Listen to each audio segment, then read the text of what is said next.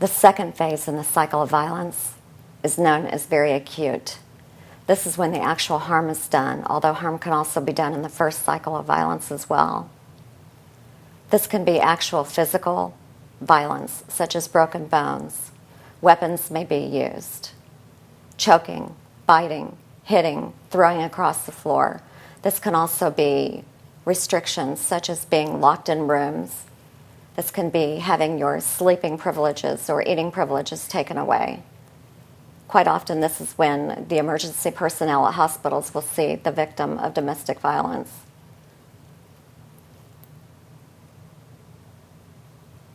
The psychological and emotional trauma is much worse than any physical torture that a woman can go through, because this lasts for years. So now you may be saying, why does a woman stay with a man who continues to torture her or beat her or psychologically harm her? Why would a woman do that?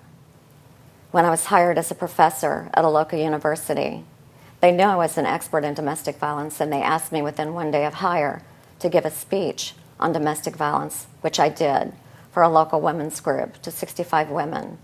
The professors themselves in the women's department were talking about another woman who was a victim of domestic violence, and they said, you know, Gayle, we don't understand why she keeps going back to her husband.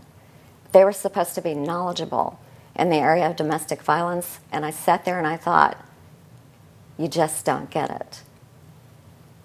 Because you see, we can't leave our abuser or our batterer until we're ready to.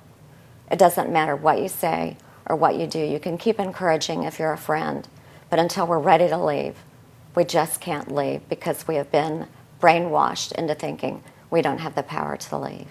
And so we take it over and over and over and over again.